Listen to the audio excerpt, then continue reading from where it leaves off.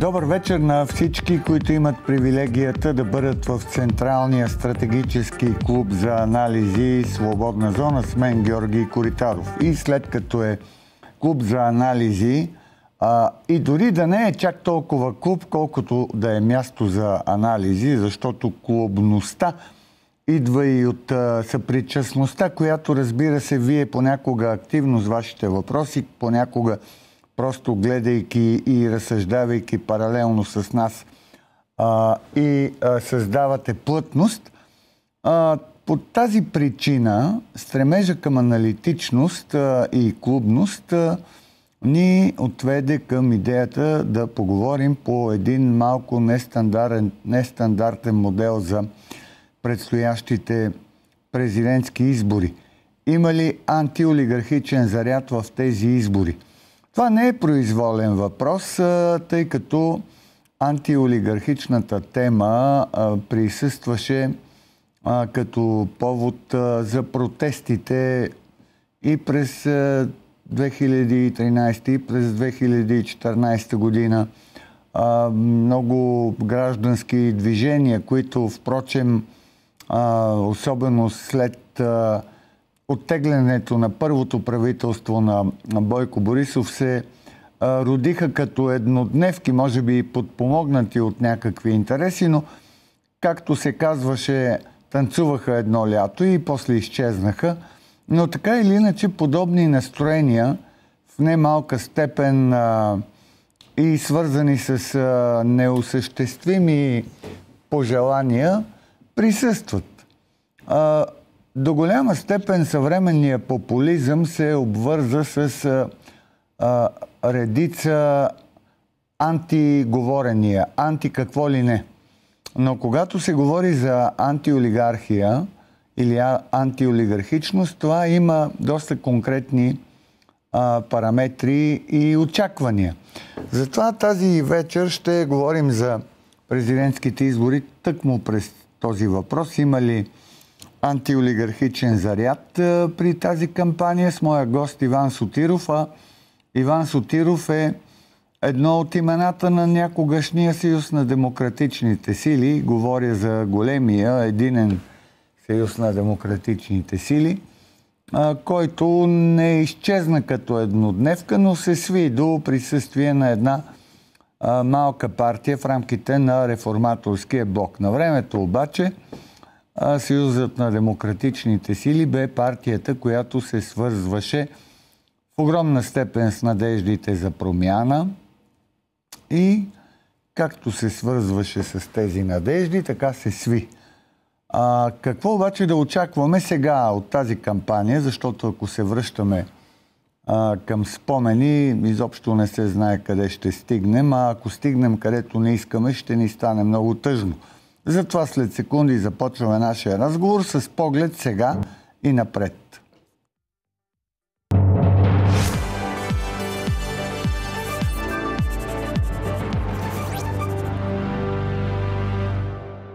Добър вечер и добре дошли, казвам на Иван Сотиров. Добър вечер. Между другото, може да ни се обаждате, както обикновенно, на телефоните, които ви се изписват, за да стане по-динамичен диалога.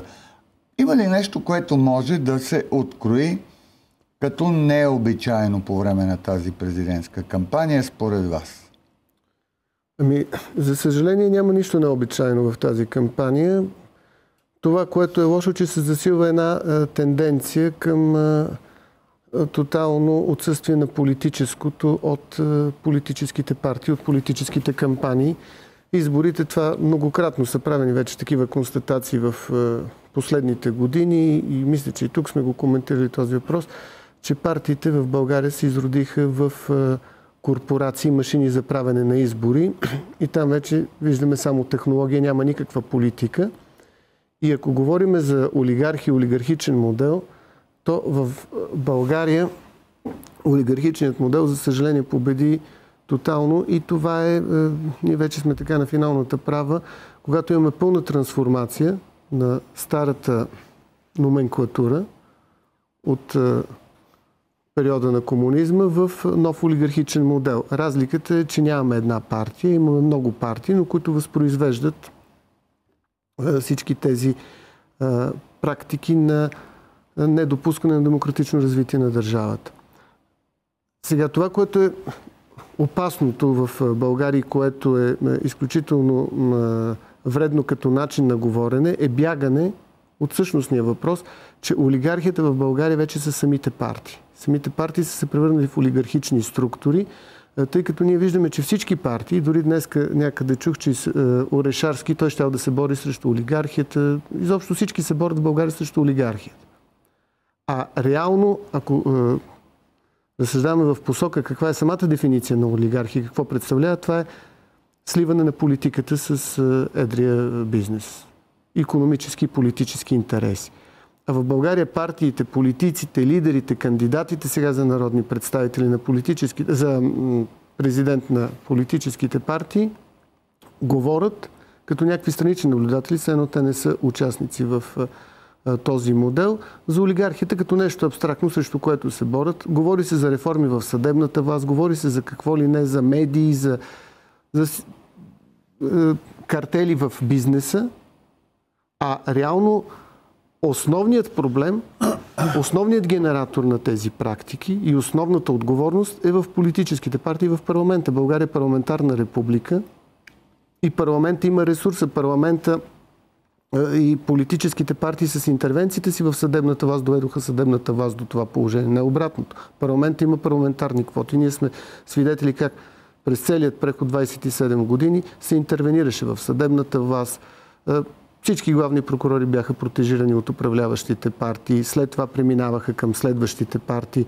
Но очевидно, че голямата власт и голямата отговорност е на политическите партии, а сега в този парламент, независимо дали са управляващи опозиция, всички основни политически партии са част от тази отговорност, защото са управлявали на някакъв етап или са били част от модела. Да? Десен човек с дясно мислене, ярка дясна политическа биография.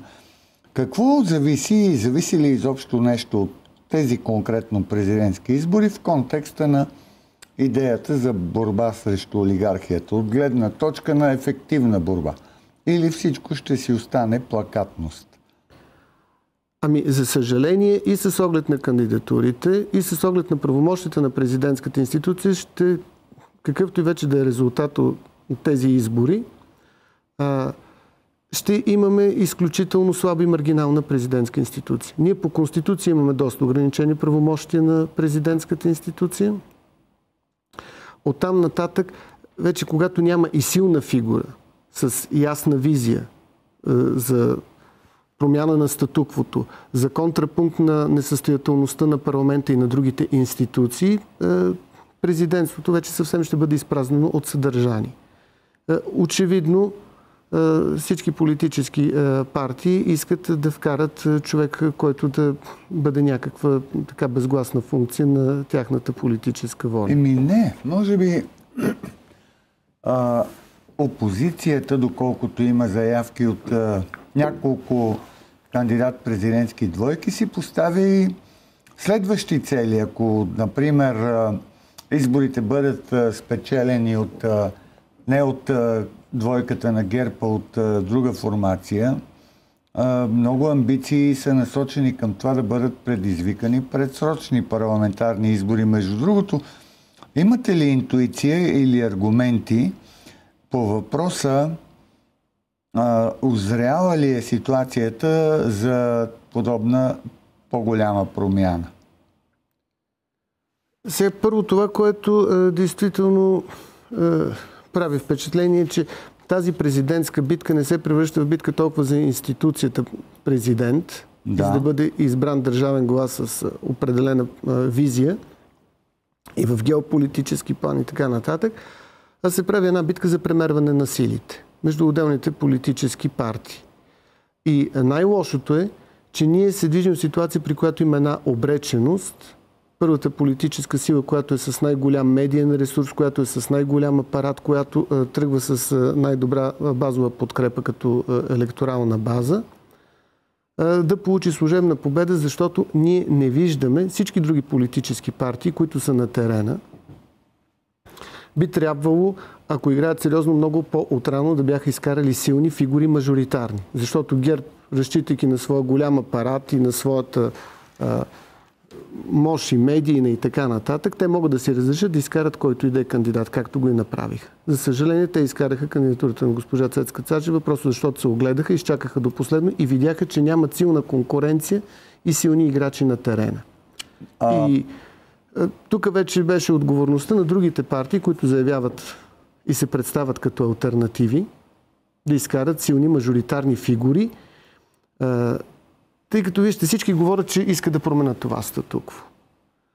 Но реално те нямат фигура с параметър, която да дава сериозна заявка. Ами да видим зрителите какво очакват и какво искат да ни запитат.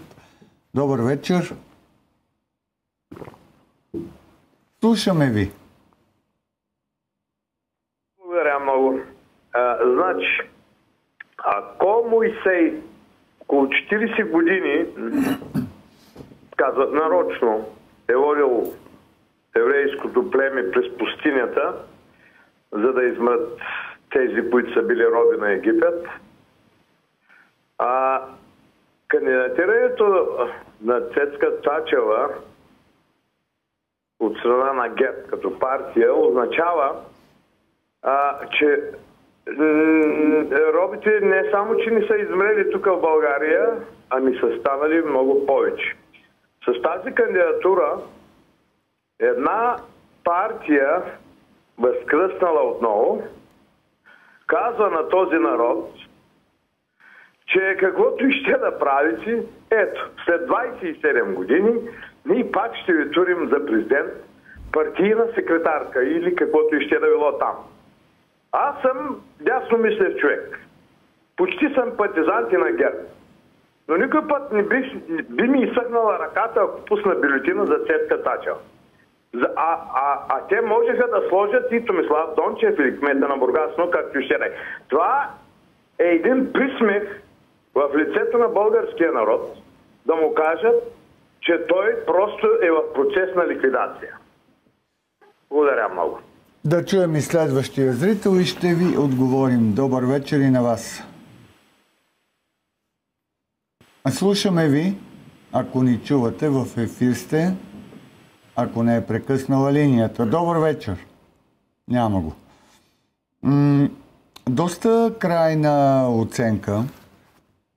Сега това е най-малкият проблем.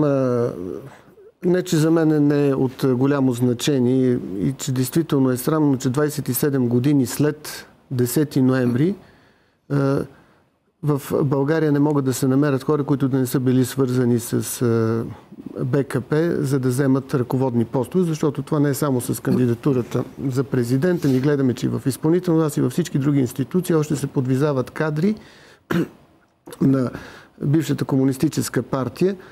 Все пак, независимо от всички абсурдни изявления и срамни изявления, как всички едва ли не сме били членове на тази партия и така нататък, членовете на БКП бяха около 1 милион от спрямо 7 милиона. Но това не е никак малко. Не е малко, но би трябвало те да бъдат поне 13% от хората, ако има представителност на вота, би трябвало 13% от хората, без лустрации, без всичко, при така един справедлив демократичен избор в институциите да имаме 13% представители на БСП.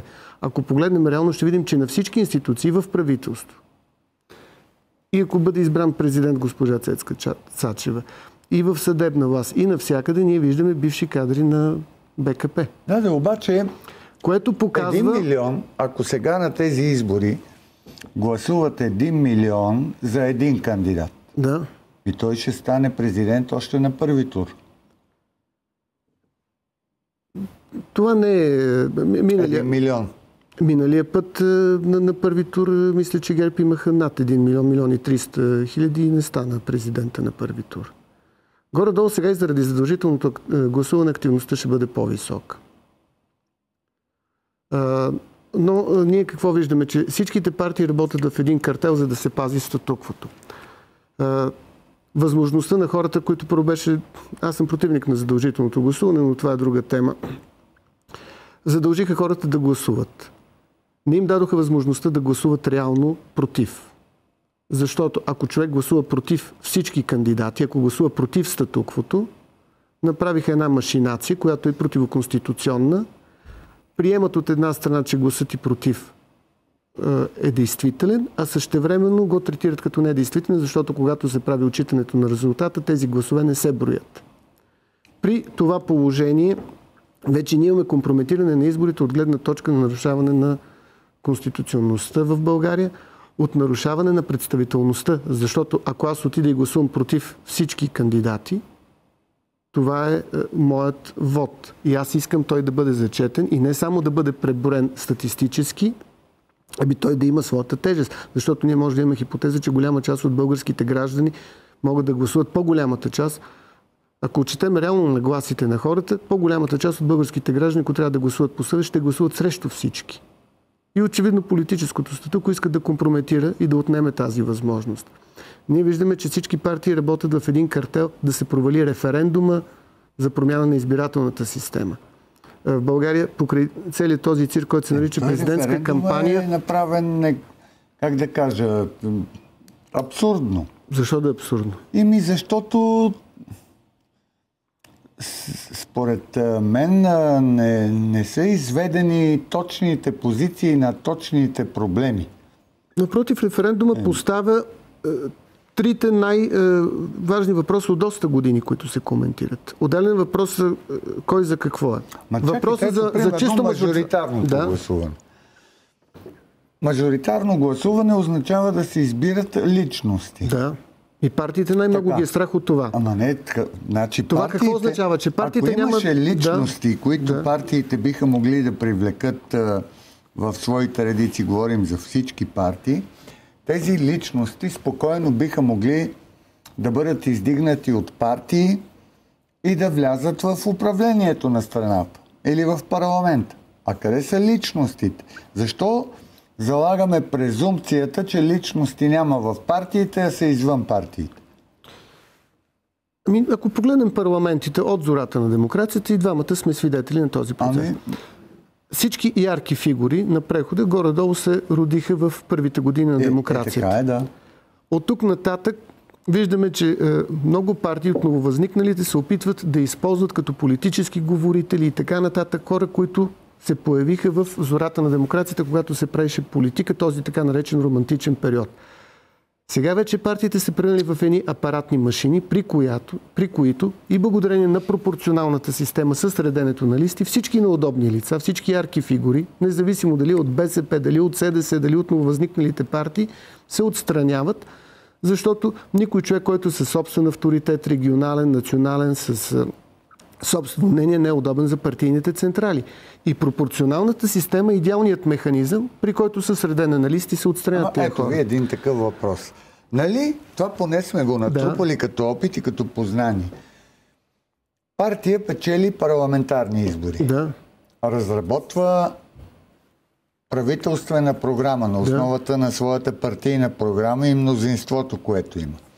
За да се изработи правителствена програма, преди това трябва да имаш партийната програма, предизборната програма. Ако приемем, че започне кандидатиране на личности без партии, просто мажоритарно. Кандидатират се личности, попадат 240 личности, както ги представяме или ги разбираме, които обаче нямат тази обединителна нишка. Те не са обвързани с предизборна обща платформа, откъдето много трудно, да не кажа невъзможно, да направят програма за управление на страната. Значи, първо, мажоритарната система не означава заличаване на партиите. Тоест партиите издигат личност. В САЩ, в Великобритания, във Франция действа чисто мажоритарна система. Три големи развити държави с демократични традиции. Значи партиите да издигат личности и избора да е мажоритарен. Да, могат. Значи мажоритарната система, той и сега може да се издигат и кандидати от инициативни групи и така нататък. Не говорим независими, нали, могат и независими, разбира се, но и партиите. Но навсякъде, където действа чисто мажоритарна система, предимно, дори почти без изключение, пак са партийни кандидати. Така, тогава какво пречи, ако има толкова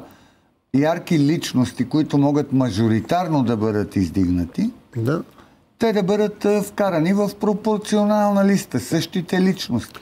Практиката показва, че това не се случва. Че има една лустрация. Самите партии елиминират личности. Добре, като елиминират... При мажоритарната система каква е логиката? Нека да го проиграем, за да... Ама проиграваме го, ще видите до какъв абсурд ще стигнем. Не, напротив, погледнете с кметовете как стоят нещата. Особено на по-големите градове. С кметовете. И нека да си представим, че кметовете, примерно, съпоставете кметовете на ГЕРБ с депутатите на ГЕРБ. Като визия, като присъствие.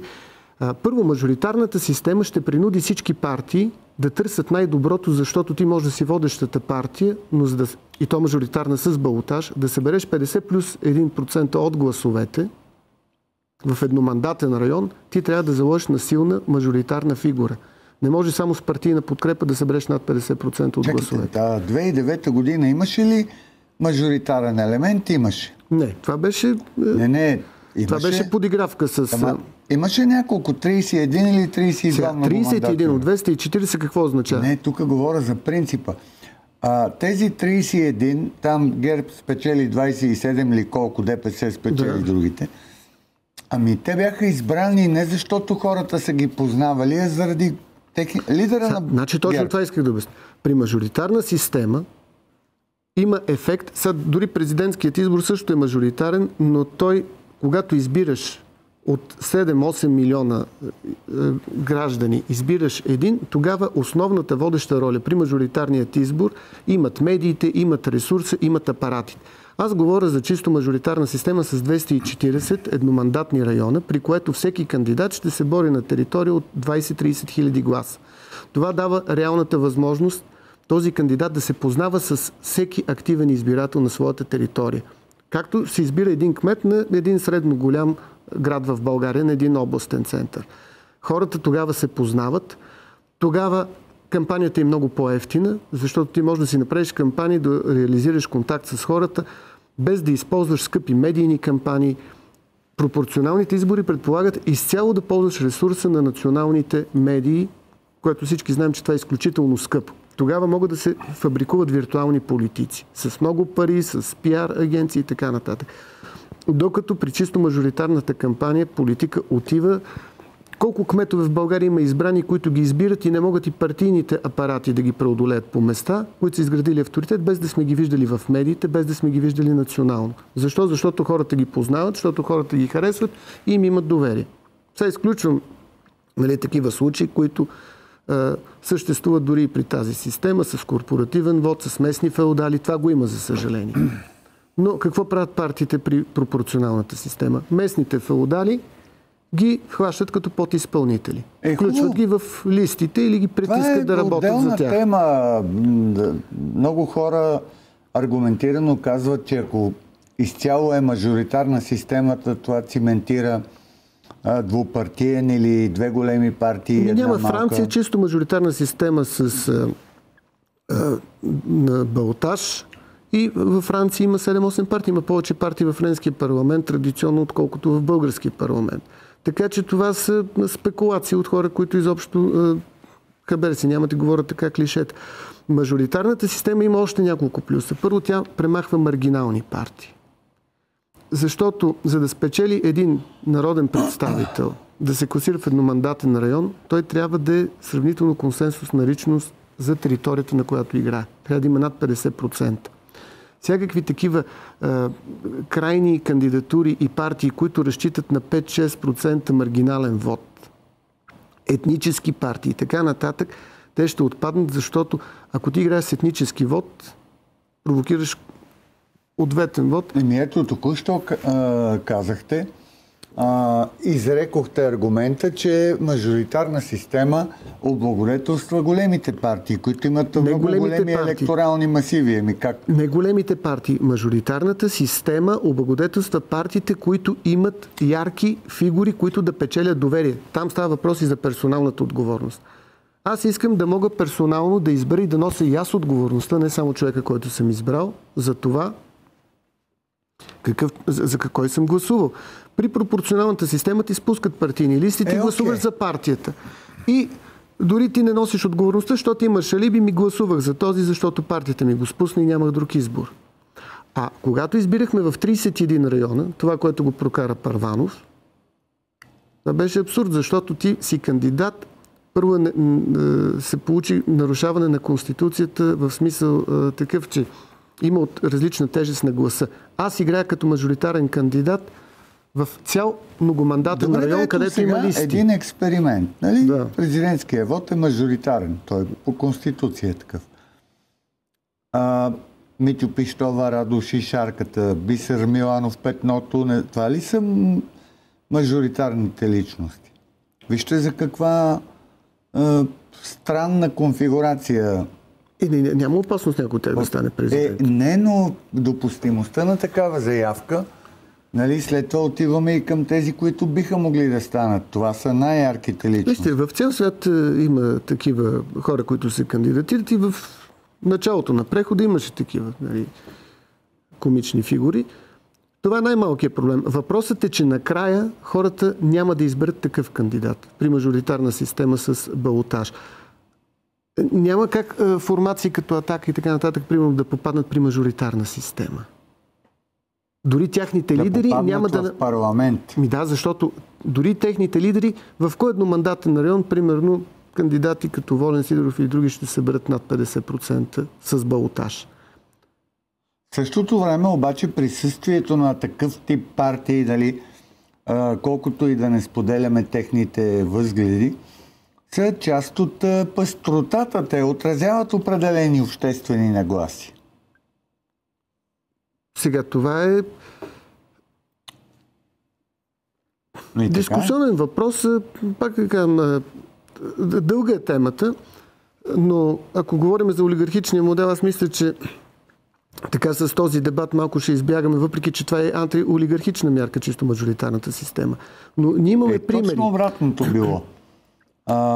Това било най-висшата форма на олигархично, защото мажоритарният вод също е свързан с много сериозни капитали, също е свързан с популяризиращи кампании. Това е спекулация. Аз точно това искам да аргументирам. Много се спекулира, че мажоритарната система е по-скъпа. Напротив, тя е по-евтина.